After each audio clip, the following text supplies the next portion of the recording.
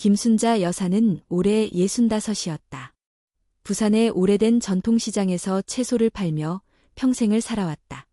어린 시절부터 힘겨운 삶을 겪어왔지만 남편이 병으로 세상을 떠난 뒤에는 오로지 두 아이를 키워내기 위해 허리가 부러져라 일해야 했다. 새벽 5시, 아직 어둠이 가시지 않은 시각이면 순자는 무거운 보따리를 이고 시장으로 향했다. 여름에는 땀으로 등이 흠뻑 젖었고 겨울에는 손이 갈라져 피가 배어나왔다. 하지만 그는 멈출 수 없었다. 아이들을 먹이고 공부시켜야 했기 때문이다. 큰아들 민호와 막내딸 지은은 어머니의 고생을 누구보다 잘 알고 있었다. 그러나 세월이 흐르면서 아이들은 제갈 길을 가게 되었고 집안에는 늘 순자 혼자였다. 그는 외로움을 삼키며 시장 좌판에 앉아 손님을 기다렸고 그렇게 하루하루를 버티며 작은 돈을 모아나갔다. 순자가 가장 아끼는 물건은 낡은 과자통이었다. 그 안에는 수십 년 동안 한 장, 두 장 모아온 10,000원짜리 지폐들이 차곡차곡 쌓여 있었다. 처음에는 몇 장에 불과했지만 세월이 흐르자 제법 두툼한 두께가 되었다.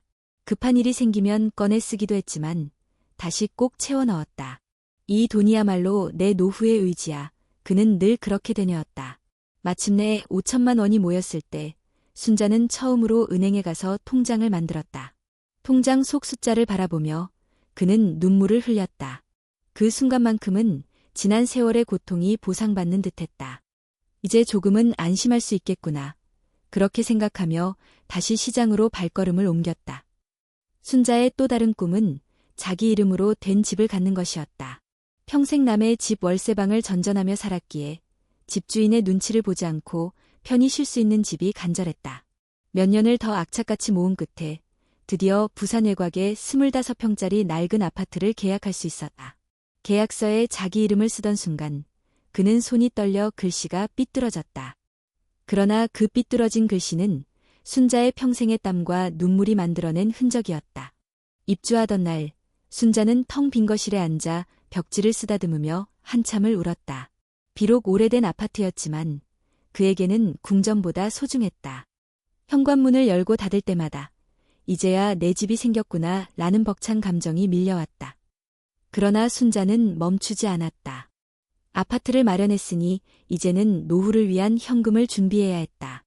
혹시라도 아플 때 병원비로 쓰고 일하지 못하는 날이 오면 생활비로 쓸 수 있도록 5천만 원을 더 모으기로 결심했다. 그렇게 다시 낡은 과자통과 통장이 채워지기 시작했다. 세월이 흘러 드디어 그는 목표를 달성했다. 통장에 찍힌 5천만 원이라는 숫자를 보고 순자는 또다시 기쁨의 눈물을 흘렸다. 이제야말로 안심할 수 있다고 생각했다. 25평 아파트와 5천만 원 현금. 그것이 순자가 평생의 노동으로 일군 전부였다. 그날 밤 순자는 불 꺼진 거실에 앉아 통장을 품에 안았다. 이제 늙어도 두렵지 않다. 자식들에게 짐 지우지 않아도 된다. 그렇게 안도하며 잠에 들었다. 그러나 그는 알지 못했다. 그 소중한 돈이 머지않아 전혀 예상치 못한 운명을 맞이하게 될 것이며 평생 꿈꾸던 평온한 노후가 한순간에 흔들리게 될 것이라는 사실을.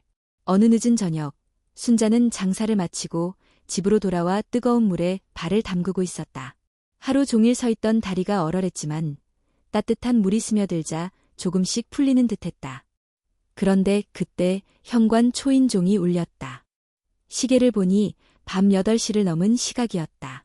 이렇게 늦게 누가 찾아올까 싶어 문을 열어보니 큰아들 민호가 서 있었다. 얼굴빛은 평소와 달리 잔뜩 굳어 있었다. 민호야, 웬일이냐? 들어오너라. 엄마, 민호는 한숨을 쉬며 신발을 벗고 거실로 들어왔다. 손에는 가방도 없었고 표정은 심각했다.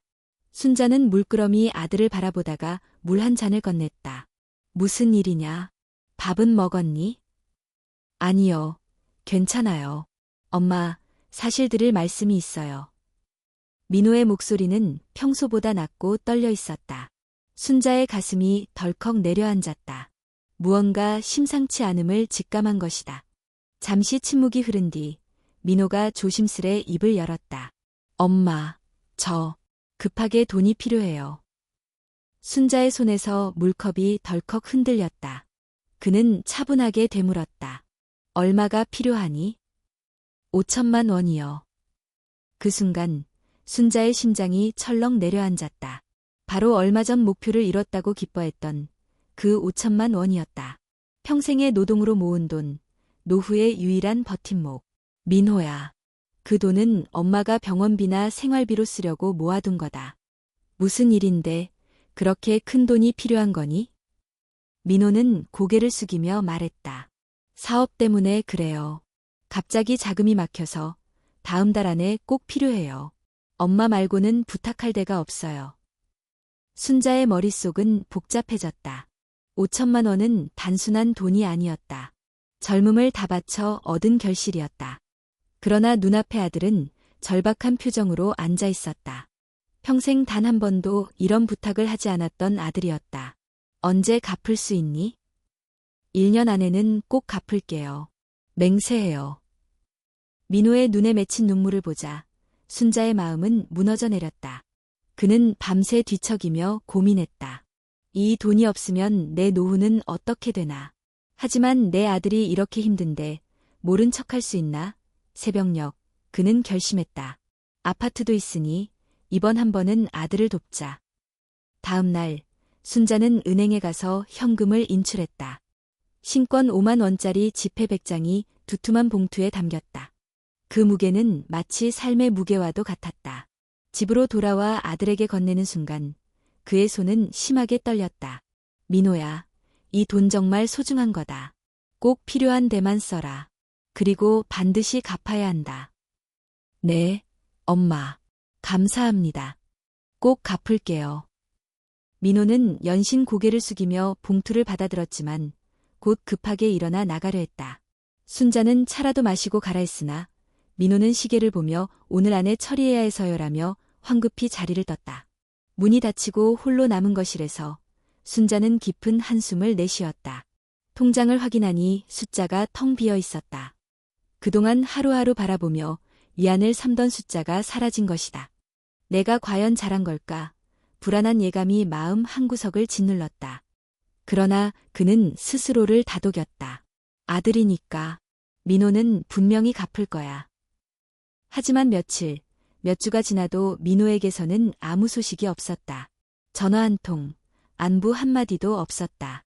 그 침묵 속에서 순자의 불안은 점점 더 커져갔다. 몇 주가 지나던 어느 날 며느리 박수진에게서 전화가 걸려왔다. 목소리는 평소보다 밝고 들떠 있었다. 어머님, 안녕하세요. 다음 주 토요일에 아버지가 식당을 여세요. 개업식에 꼭 오셔야 해요. 순자는 놀랐다. 식당을 언제 그렇게 준비하셨대? 네, 저희 집 근처에 자리를 얻어서요. 남편도 많이 도와줬어요. 정말 좋은 자리가 될 거예요. 수화기 너머로 들려오는 며느리의 신난 목소리를 듣자 순자의 마음에는 묘한 감정이 스쳤다. 아들이 바쁘다며 연락을 피하던 이유가 이것과 관련 있는 것일까 하는 의문이었다. 그러나 곧 스스로를 다잡았다. 좋은 일이니 축하해주자. 개업식 날 순자는 몇 년 전 민호 결혼식 때 입었던 오래된 한복을 꺼내 입었다. 거울 앞에 선이 낯설었지만 그래도 최소한의 예의를 갖추고 싶었다. 봉투에는 30만 원을 넣어 준비했다. 생활이 넉넉하지는 않았지만 사돈댁의 경사에 너무 적을 수는 없었다. 식당은 부산 해운대 인근 번화가에 자리하고 있었다. 입구에는 축하 화환이 줄지어 서 있었고 붉은 리본과 풍선이 장식을 더해 화려했다. 순자는 잠시 걸음을 멈추고 놀라움을 감추지 못했다. 이 정도 규모라면 돈이 꽤 많이 들어갔을 텐데. 안으로 들어서니 손님들로 북적였다. 며느리 수지는 화사한 원피스를 입고 나와 환하게 웃으며 순자를 맞이했다. 어머님, 와주셔서 감사합니다. 오늘 정말 멋지세요. 순자는 쑥스럽게 웃으며 자리에 앉았다. 음식은 불고기, 잡채, 갈비찜 등 푸짐하게 차려져 있었다. 손님들은 인테리어를 칭찬하고 음식 맛을 극찬하며 분위기는 화기애애했다. 그러나 식탁 맞은편에서 들려오는 대화가 순자의 귀를 사로잡았다. 민호 씨 정말 훌륭한 사위예요. 무려 5천만 원이나 보태줬다면서요? 맞아요. 덕분에 아버님이 큰 부담 없이 시작할 수 있었대요. 순자의 손이 순간 굳어졌다. 젓가락이 덜컥 떨어졌다. 들은 대로라면 그 돈은 바로 며칠 전 자신이 건네준 전 재산이었다. 사업 자금이라고 했던 아들이 사실은 장인어른의 식당 개업에 쓴 것이었다. 심장이 미친 듯이 뛰었다. 설마 내가 잘못 들은 걸까? 하지만 곧 이어지는 대화는 의심의 여지를 남기지 않았다. 요즘 젊은 사람들이 부모님을 챙기기도 힘든데 장인어른을 위해 저렇게 큰 돈을 내놓다니 정말 대단해요. 사돈댁은 복 받으셨네요. 그런 사위 드물어요. 순자의 귀에는 효자사위라는 말이 가시처럼 박혔다. 모두가 아들을 칭찬하고 존경의 눈길을 보냈지만 정작 그 돈을 마련한 사람은 자신이었다. 그것도 평생 땀 흘려 모은 돈이었다. 입안의 음식은 돌덩이처럼 느껴져 도무지 삼킬 수 없었다. 얼굴이 화끈 달아오르고 눈앞이 어지러워졌다. 그 자리에서 소리치고 싶은 충동을 억누르며 그는 화장실로 향했다. 차가운 물로 얼굴을 씻었지만 가슴 속 분노와 배신감은 가라앉지 않았다. 거울 속에 비친 자신의 얼굴은 창백했고 눈빛은 흔들리고 있었다. 왜 거짓말을 했을까? 왜 엄마에게 솔직히 말하지 못했을까? 내가 그렇게 하찮은 존재였나? 수많은 생각이 머릿속을 스쳐 지나갔다. 자리로 돌아왔을 때 며느리 수진이 다가와 웃으며 물었다. 어머님, 괜찮으세요? 얼굴이 좀 안 좋아 보이시네요. 순자는 억지로 미소를 지으며 답했다. 괜찮아. 조금 더워서 그래. 하지만 마음속에서는 이미 결심이 서고 있었다. 오늘이 끝나면 반드시 민호와 따져 물어야 한다. 왜 거짓말을 했는지, 왜 어머니를 속였는지 그 이유를 직접 들어야 한다고. 개업식은 여전히 웃음과 박수 속에 이어지고 있었지만 순자에게는 모든 소리가 멀리서 울려 퍼지는 메아리처럼 들릴 뿐이었다. 그는 이미 축하의 자리에 있지 않았다. 그의 가슴 속에는 오직 분노와 슬픔, 그리고 곧 다가올 폭풍 같은 대립만이 자리하고 있었다. 개업식이 끝나갈 무렵 손님들이 하나둘 자리를 떠나고 있었다. 식당 안은 여전히 북적였지만 순자의 마음은 이미 무너져 있었다. 그는 더는 참을 수 없었다. 결국 민호가 홀 구석에서 정리하고 있는 순간을 노려보고 다가갔다. 민호야, 잠깐 얘기 좀 하자. 민호는 피곤한 표정으로 고개를 들었다. 엄마, 지금은 바빠요. 나중에. 지금 당장이다. 순자의 목소리는 떨렸지만 단호했다. 둘은 식당 뒤쪽, 사람들의 시선이 덜한 곳으로 자리를 옮겼다. 순자는 한참을 말 못하다가 겨우 입을 열었다. 민호야, 그 돈. 엄마한테 빌려간 5천만 원. 어디에 쓴 건지 이제 알았다. 장인어른 가게 차리는데 보탰다며? 민호의 얼굴이 굳었다. 눈빛이 흔들리더니 곧 체념한 듯 고개를 떨구었다. 맞아요. 어쩔 수 없었어요. 말씀드리면 반대하실 게 뻔했으니까. 그래서 거짓말을 했니? 엄마는 내가 사업한다고 해서 내 노후를 다 걸고 준 돈이야. 그런데 그걸 처가에 갖다 주다니. 순자의 목소리는 점점 격해졌다. 민호는 짜증스러운 듯 고개를 흔들었다. 엄마, 왜 그렇게만 보세요? 장인어른도 가족이에요. 그분이 평생 고생하시다 은퇴했는데 한번 도와드린 게 뭐가 그렇게 큰 잘못입니까? 잘못이지. 내가 솔직하게 말했더라면 엄마가 이리 분노하지 않았을 거다. 그런데 넌 엄마를 속였어. 그게 더 큰 죄야. 민호의 얼굴에는 미안함보다는 오히려 짜증이 가득했다. 그는 낮은 목소리로 중얼거렸다. 엄마는 너무 자기만 생각해요. 그깟 5천만 원. 가족끼리 서로 돕는 게 뭐가 문제예요? 그 말에 순자의 눈이 휘둥그레졌다. 그깟이라고? 내가 지금 뭐라고 했니? 그 돈이 어떤 돈인데. 내가 태어나기 전부터 내가 새벽마다 시장 나가서 손이 갈라지고 허리가 휘어져가며 모은 돈이야. 내 인생의 피와 땀이야. 순자의 목소리가 높아지자 주위의 몇몇 사람들이 돌아보았다. 민호는 당황한 듯 주변을 의식하며 낮게 말했다. 엄마, 제발 목소리 좀 낮추세요. 사람들이 다 쳐다봐요. 체면 좀 지켜주세요. 순자는 씁쓸하게 웃으며 고개를 저었다. 체면. 내 체면은 그렇게 중요하면서 내 엄마 마음은 짓밟아도 된단 말이냐. 말이 오갈수록 분위기는 험악해졌다. 며느리 수진이 다가와 상황을 수습하려 했지만 그의 눈빛은 싸늘했다. 어머님, 오늘은 좋은 날인데 왜 이렇게 분위기를 망치세요? 결국 식당 잘 되면 우리 가족 다 같이 좋은 거잖아요. 순자는 며느리를 노려보며 대답했다. 가족. 너희한테 가족은 내 부모지. 나 같은 시어머니는 아니구나. 내가 모은 돈으로 이렇게 생색내고도 당당할 수 있니? 그때 민호가 갑자기 소리쳤다. 엄마, 그만하세요. 왜 이렇게 고집을 부리십니까? 사람들이 다 보고 있잖아요. 그러고는 순자의 팔을 거칠게 잡아끌며 밀어냈다. 중심을 잃은 순자가 비틀거리자 민호는 흥분을 주체하지 못하고 손바닥으로 어머니의 뺨을 내리쳤다. 순간 식당 안이 얼어붙었다. 순자는 그 자리에 얼어붙은 듯 서 있었다. 얼굴이 화끈거렸지만 몸보다 마음이 먼저 무너졌다. 사람들 사이에서 수군거림이 터져나왔다. 세상에, 친어머니를 때리다니. 어떻게 저럴 수가 있지? 민호는 얼굴이 붉어진 채 더 거칠게 소리쳤다. 엄마 때문에 창피해 죽겠어요. 왜 여기서 이 난리를 치냐고요. 순자의 다리는 힘을 잃고 바닥에 주저앉았다. 눈앞이 흐려졌다. 자신이 낳아 키운 아들이 사람들 앞에서 주저없이 손찌검을 하는 현실이 믿기지 않았다. 수진이 다가와 억지로 손을 내밀었지만 순자는 그 손길을 뿌리쳤다. 그 눈빛에는 따뜻함이 전혀 없었기 때문이다. 순자는 떨리는 손으로 가까스로 몸을 일으켜 세웠다. 주변의 시선들이 칼날처럼 꽂혔다.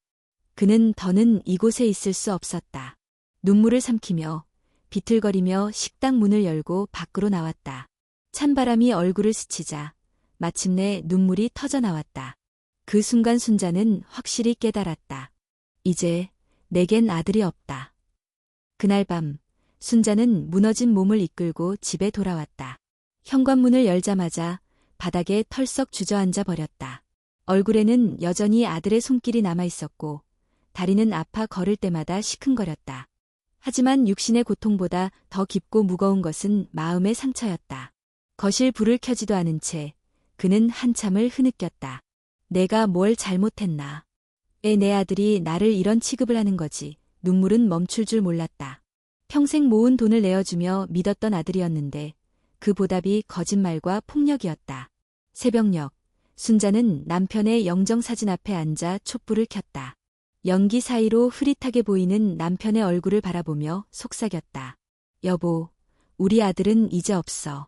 내가 낳고 기른 아이지만 더 이상 내 아들이 아니야. 다음 날, 그는 민호에게 전화를 걸었다. 목소리는 떨렸지만 결심은 확고했다. 민호야, 들어라. 어제 일로 내가 깨달았다. 너는 이제 내 아들이 아니다. 호적에서 이름을 지울 거다. 다시는 나를 어머니라 부르지 마라. 잠시 침묵이 흐른 뒤 민호는 피식 웃으며 말했다. 엄마, 그게 말이 됩니까? 그래도 저는 엄마 아들이에요. 아니, 이제 아니다. 피보다 더 중요한 건 정과 도리다. 넌 이미 그걸 버렸다. 민호는 한숨을 내쉬며 전화를 끊었다. 미안하다는 말 한마디도 없었다. 그 순간 순자의 마음은 더욱 굳어졌다. 며칠 후 언니의 아들인 이현우가 집에 찾아왔다. 그는 늘 순자를 친엄마처럼 챙겨주던 조카였다. 과일 한 상자를 들고 들어오며 환하게 웃었다. 이모, 요즘 괜찮으세요? 순자는 눈물이 핑 돌았다. 현우야, 내가 있어서 내가 산다. 함께 저녁을 먹은 뒤 순자는 조용히 입을 열었다. 현우야, 이모가 가진 건 오래된 아파트 한 채뿐이다. 원래는 민호에게 물려주려 했지만 이제는 아니다. 이모는 너에게 주고 싶다. 이모, 그런 말씀 마세요. 저는 받기 싫어요. 싫으면 기부해버리겠다. 하지만 내가 받아준다면 이모 마음이 편하겠다. 현우는 잠시 고민하다가 고개를 끄덕였다. 그럼 이모, 제가 받을게요. 대신 앞으로 평생 이모 곁을 지키며 효도할게요. 순자는 고개를 끄덕이며 처음으로 마음이 놓였다. 며칠 뒤 그는 법무사를 찾아가 정식으로 유언장을 작성했다. 변호사가 물었다. 정말 친아들이 아닌 조카에게 전 재산을 남기시겠습니까? 순자는 주저없이 대답했다. 네, 자식이라도 도리를 모르면 남보다 못합니다. 하지만 조카는 저를 진심으로 아껴줍니다.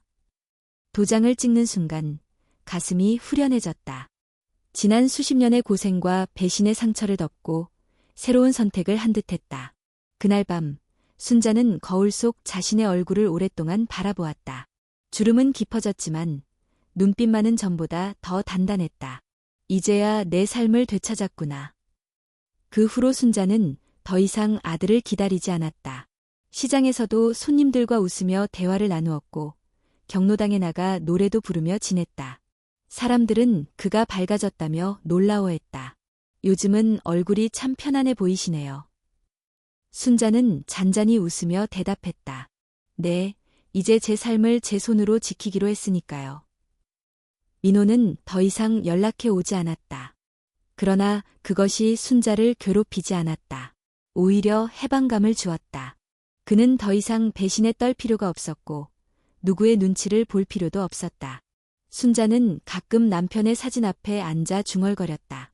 여보, 나는 이제 괜찮아. 자식이 전부가 아니라는 걸 알았어. 내 삶은 내가 지키는 거야. 창밖으로 바닷바람이 불어오고 밤하늘에 별이 반짝였다. 순자는 조용히 눈을 감았다. 비록 아들과의 인연은 끊겼지만 남은 생은 스스로의 존엄을 지키며 살아가리라. 그것이야말로 평생 고생한 자신에게 주는 마지막 선물이었다.